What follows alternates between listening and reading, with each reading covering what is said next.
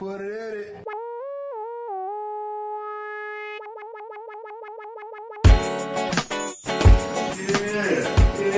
Yeah. Hi, Fierce Swag. What's up? This is what we do. This is welcome to the People's Mic. I'm Jimmy Peoples. Hi, live me. This is live me. All right. So this is where you can see who's listening, who's watching. All right. So it's a new app that comes from China in London, and where my Chinese is at? No. Yeah, Okay. yeah. That's YouTube. Nobody watching this except Barack Obama. That's pretty good. Yeah. He counts for a lot of people. Yeah. He's like 100,000 people. Yeah. You don't 100 million? Yeah. 100 million? Yeah. Fuck. Barack Obama was definitely at least 100 million Chinese people. My goal is to get this so big that he just walks in the door one day. He's like, Jimmy, I was passing by, and I'm wanting you shout me out. Yeah. So, Can you throw me? Is that not a dream? And he does time guns. We tried to book him for our show at Laugh Factory in Chicago. Like a real. Yeah, but it didn't work. What he said. They had nothing. All right, and grab this camera and spin it when you talk, if you want to grab it. Because I don't have a spinner. I'll upgrade soon. All right, so this is shabby. It's shabby, people. Hey. But you know what? I don't give a shit. Dude, hey, it's cool. This is, I think, the most heavily produced podcast in the city. More produced than mine. Don't play my emotions. There we go. All right. And hi, and you can shout people out. That's why I like this. Like, it's like, hey, introduce yourself. Yeah. What's going What's up, on? I'm Beteet. Yo, go, Billy, go left. Hey, Billy Procida from the Man Whore podcast. Yeah. I've never been to China. I'm so sorry. It's China and London. So this is China, live. London's fantastic. Hey, real quick, drop where you're from. Are you good at cooking? No. See, they ask questions. I like that. Not all good. Introduce yourself. I'm Bill Beteet. I run a podcast called The Lazy Philosopher, and yeah. Who has a sexier? Your feet is short. You got to. The text on my shirt is sexier, but his shirt itself is sexier. Bill has the confidence to wear. Is that a V? It's called a scoop neck. A scoop neck. Yes. You all I've gotten more scooping, like my shirts, like I'll be cutting them myself, be doing like tailor shit. Do girls comment when you talk to them on the street? What do you mean? About your Look, well, this is the thing, is I get a lot of compliments from dudes, and the girls just think I'm hot. So, like, or they'll try to roast me to see if I'm confident enough to rock the outfit.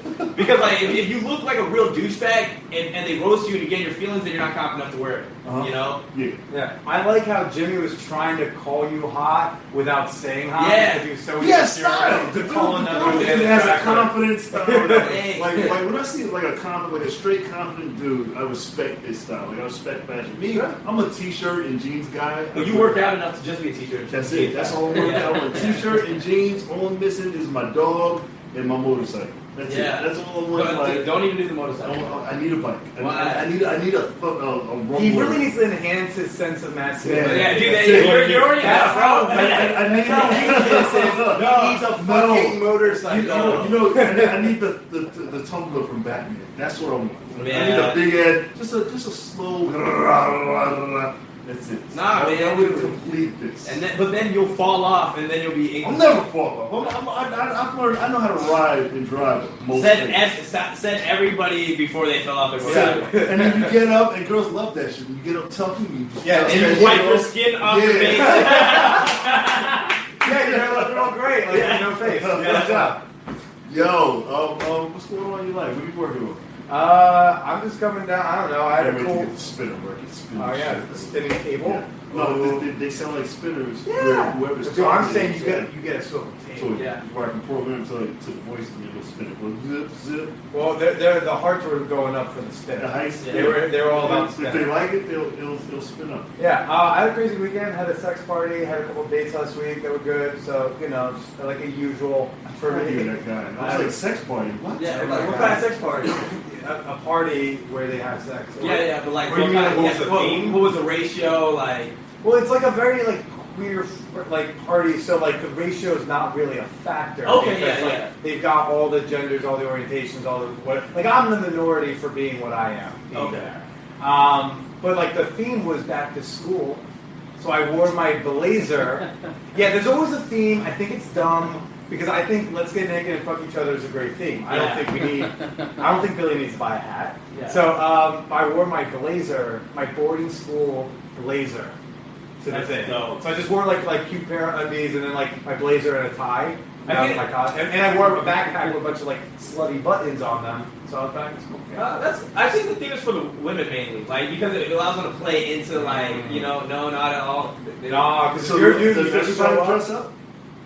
Not everyone does, but you will get talked to more and get like. You want to look like you made an attempt. Yeah. Especially if you're like a dude, especially if you're a straight guy at this particular party. If you just want to show up dressed like whatever, just show up in some underwear, like, all right, fine, but like you're gonna get more conversation with people, which usually leads to more sexual activity. Yeah. When it looks like you made an effort. If you look like you're lazy with the outfit, there's almost like this subconscious connection where it's like, well, he's probably like low key lazy, like when we're fucking too. Yeah, I think if it shows like you're gonna have fun. So you come in, you mingle, and then you fuck. Yeah. Pretty much. I Or feel like you would kill. you can also go show up, mingle, and not fuck. Like it really is a party where, like, if you're not fucking with anyone, like you can still have a good time, which is important for me. Yeah. That's like the vibe I go for. If it's just a full-on like show up, and if your dick's not hard and you're not doing this, well then you're a failure. Mm-hmm. I want a place where like I can be sexual if I want to be sexual, and I can chill if I want to chill. Exactly. Like you don't feel all this like weird like pressure or whatever Exactly. like that, where it's like, oh, am I fucking enough? Like blah blah blah, like everything like that. Yeah. Exactly. Yeah. Yeah. No, but you nailed it. Yeah. Because there are parties like that, and I think the party I go to, I've been going to it for a few years. It's kind of like that. It's a good vibe. How did you find out about this? Was it like in a poly like circle or whatever? Like They are part of that world, but I found out about it because I started going to Craigslist bukkakis like 4 or 5 years ago. 5 years ago? 5-6 years ago, I started going to this. I entered an ad for a bukkake, as one does. It's different. Yeah. If any of Japan is watching, you're very familiar with the concept. Yeah. I entered an ad on Craigslist for bukkake, went well. The guy liked me. I was the youngest one there. The guy who's organizing it, I should say. And how was the girl? the girl's great. Yeah. She was fantastic. She was fun. Yeah, sucked a good dick. You know. Where were you in the line? It was. I think the first one I went to was a little bit more of like a circular, more of a communal. Yeah. You know, you ever been to a buffet? Yeah.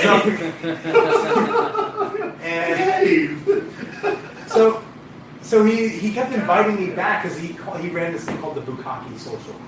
And then he would invite me back, and he would charge other people, but he would never charge me because he knew I was a broke comedian. He's a storyteller. So he's like, oh, there's this the young gun. I'll take him under my wing. And he's trying to get booked. I think more he was trying to get me to let him, suck my dick, and I was like, no, thank you. But anyways, it's fine. You just say no. It's okay. It doesn't harm your sense of self. And then he just kept inviting me, and then he one day had a birthday party that was hosted through this sex party community. He invited me to that, and then that got me on their email list. And then that's how I started. Okay, that's just And then it's weird when you show up as a dude to a group sex event and you're not a shithead, you don't rape nobody. People tend to invite you back. Yeah. It's a weird thing. Yeah. Behave yourself. Yeah. Don't act entitled. Try the outfit and be friendly. Okay, that sounds cool, man. Like, I was just thinking checklists of stuff to do in my head. Like, okay, first get on Craigslist. Second step, be cool. Mention I'm a comic. I mean, also looking the way you do will help. Yeah. Like my body type is orgy alternate. Like I feel like I have to rely. That's a body type. I think that's my body type. That's a funny tag. It's a bit. We're just doing bits every day. Yeah. But like you look like the guy people imagine at a sex party, but like sometimes you show up and there's a couple of dudes who look like me. Well, so like I had a lot of my friends go on what's that website? FetLife. And so they've been to a couple of orgies, but it's usually like 20 black dudes and like 2 fat white chicks, like off of that thing. And like maybe for some people that's what they like. What happens when you see the girl in public? Like if you see her just walking down the street in a supermarket, and you're like, oh, that's. bukkake. Because sometimes they don't have their names like in the list, so to speak. So some of them, for the bukkake ones, like at the sex parties, they usually get a name or whatever name they're using that day. But like at the Bukakis, I didn't get a name, so it would just be like Black Bukaki Chick or like fucking I don't know what was it? Hotel Quickie. It's like weird nicknames. I don't know what to call them. But I've seen a couple people strip clubs and do things with girls, and then like in Philly, you see strippers in you would see them in the street, like in a mall, just with the kids and family, be like, oh, that's the. Jimmy's like, sex workers are people too. That's weird. You're not supposed to be out during the day. You exist? Yeah. Like rats. If you're out in the pub in the daylight, there's something wrong. I've seen some people from like play parties out in public before. One time I saw this couple that I met at a sex party, and then I saw them at a body painting day that I was at. And we were all naked in public getting body painted. So that was a little more comforting because it's more like, we've already, this is more the speed we see each other. But I've never seen anyone like I definitely saw at fuck parties, just like on the train. I've seen people from like the community, but those are people more I know. Yeah. Not like just someone who like the chick, like last month, I participated in my first triple penetration, right? I don't usually see like that random chick just out and about. Yeah, she shouldn't be out and about. But she should. No. What do you want to do? No. What? Why? I don't know. Then why do you get to be a person? Because I shouldn't. I try to get. I try to hide. He was like, I'm in my apartment, the gym, or That's it. That's it. Girls want to do weird shit. I was like, no, we don't do that. Like I was at a bar the other night. I don't go to a bar. I don't drink. Yeah. There's like no reason for me to be at a bar. It was so awkward. Like and just kicking my feet up with like all these old millennials. And I'm like, I don't do this. Like I felt like such a fraud. I don't know why. Well, just do you. If you just do the stuff that you do anywhere, it doesn't matter where you're at. Yeah. That's really interesting. Have you ever seen have you ever brought a partner to one of the parties? Yeah. Oh, of course. Yeah. I've gone to the party solo. I go with like random dates. Like Saturday, like it was like my second date with a woman from Field. It's just like a sex dating hookup app. And then I've also when I had girlfriends, I would go with them. I met not my most recent ex, but the ex before that. I met her at a sex party. Like she just approached me and she's like, "Hi, you look like someone I know." And then we started talking and went out and we went on a date and then we dated for almost 2 years.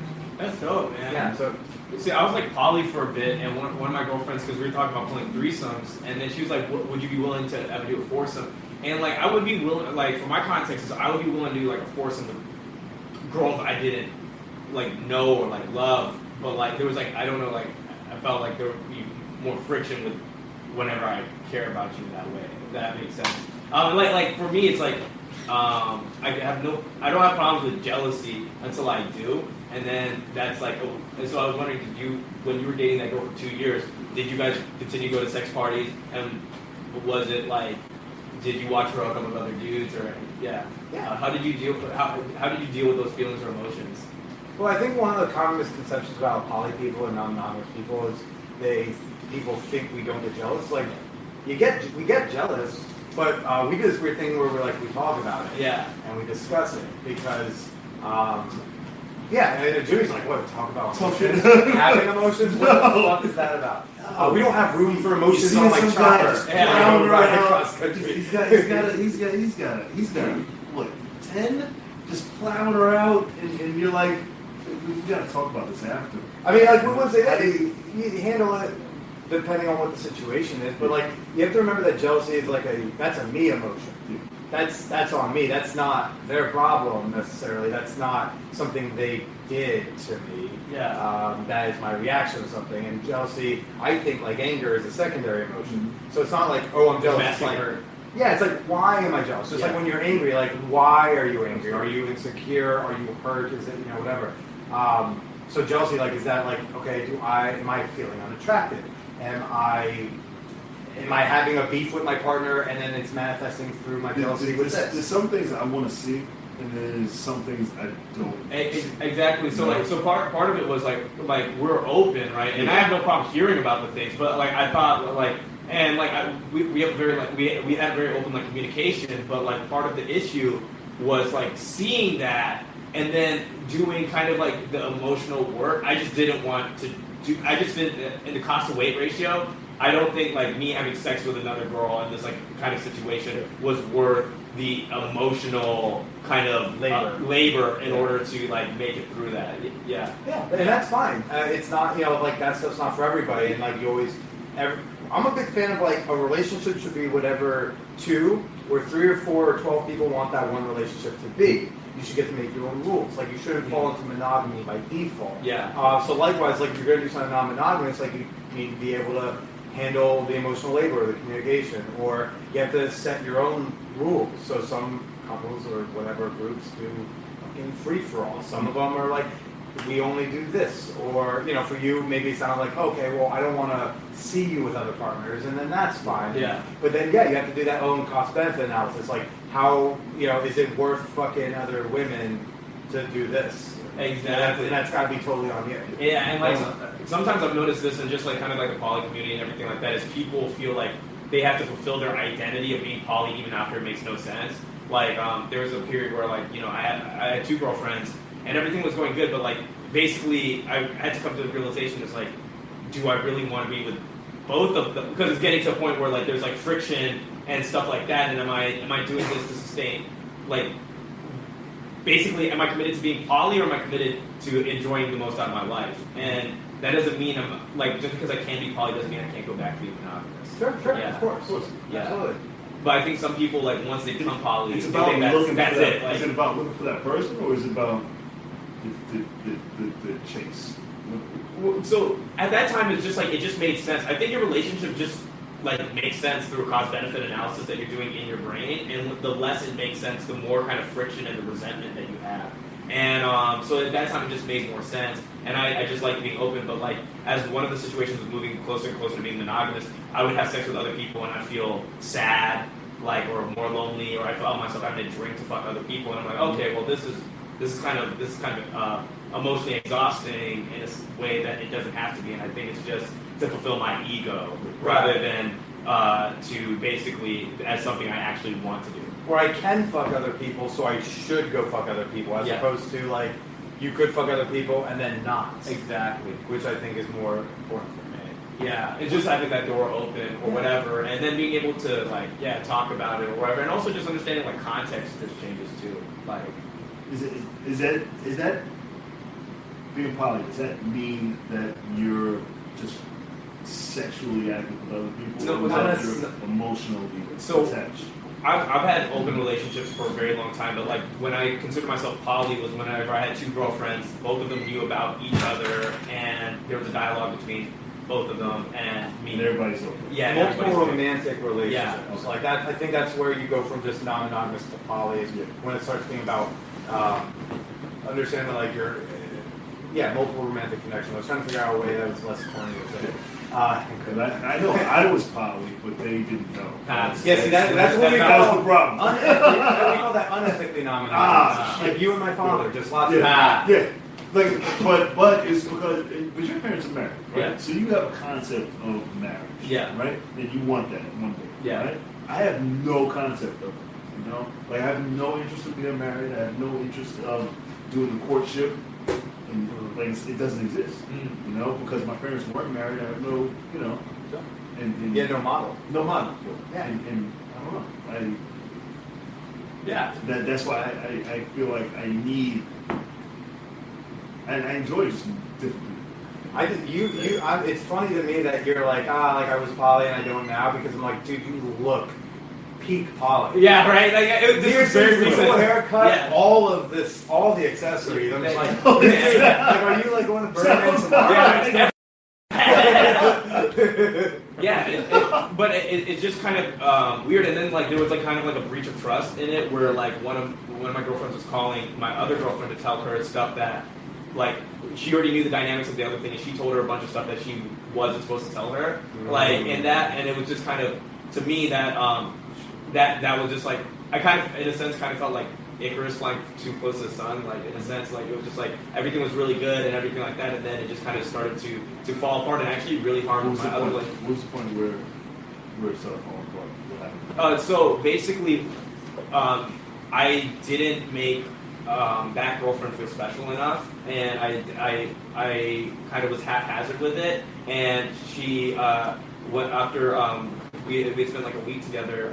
She had weird feelings about the week she had spent, but rather than talking to just me about it or like whatever, she goes and she vents to my other girlfriend in a way that, you know, she's an ethical poly, so she definitely knows that she crossed some boundaries with that, and then that put a lot of stress on my other relationship, and now we're going through a weird time because of that. Well, did y'all discuss whether like the Metamors could be talking to each other about their respective relationships with you? Like, was that something y'all had discussed and said? Because like I would say if not, then I don't know that, depending on what specifically was shared, yeah, it might be that like maybe it wasn't definitely across.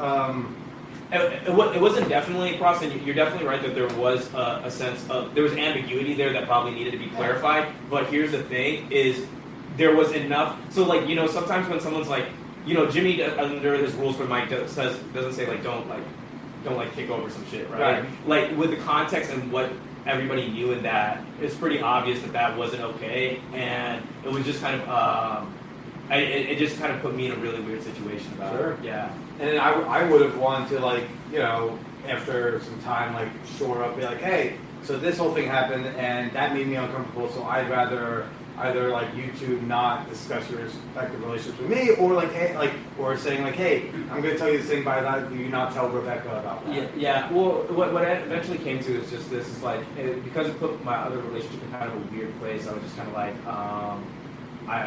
it made, and also, like, there was just kind of stuff. It just became obvious to me that like I just didn't have time to sustain this other relationship anymore. And and like this is kind of weird that this is all like on live because I mean, like, are your girlfriend's and ex-girlfriend, you know, in China? Because in London, it's coming to America. China, London, then you might be safe. Or one of the 33 people watching. But we got viewers. Yes. Yeah, and so all in all, I just think it was good, and it was a really great understanding for me and everything like that. Because one of the things I also learned was the more the intense the relationship, the more immature the emotions around it. So like, kind of like, it's really easy to do like what's rational or what keep with rules or whatever, or not feel weird about rules whenever you're not really emotionally invested. But as you get more emotionally invested, I feel like younger versions of yourself come up, and you feel more conflicted emotions about the things that happen in the relationship. And that was something that I hadn't factored in, because I was just like, I'm fucking non-monogamous, I don't give a fuck about anybody for like 5 years. And then some of the stuff where I thought I'd already made it through this, I'm like, oh no, it's not that you made it through this, it's that you didn't care about anybody for 5 years. Hey, remember when this all started with just, you know, fucking and orgies? Yeah. See how people shows? Where can they, we gotta wrap this up. That was dope. We got through it quick. Yeah, dude. That went quick. That was great. I want to have you guys back. You guys are some of the smartest dudes I know. He's like a smart version of me from a different dimension. You know, he looks like me, but he's like a smarter. I don't know about that. They definitely 600 pounds. So. Yo, man. Where can they find you online? You can find me on Twitter and Instagram at @TheBillyProcida, and I do a show where I talk to women I've hooked up with about sex, dating, and why we didn't work out on the Man Whore podcast. Nice. Yeah, and I'm Bill Beteet on Twitter, BETWEET, and then Bill Beteet on Instagram, and then check out my podcast, The Lazy Philosopher, and then The Lazy Philosopher on YouTube. Real quick, answer one of those questions. What's my favorite? Hadaiku Ryuga, how's it going? It's going dope as fuck. And Miman 5000, my favorite song is what's Bobby Shmurda's song? Hot Nigga. Yeah. I don't know if you can say that, so... No, in China, they say nigga. It means the.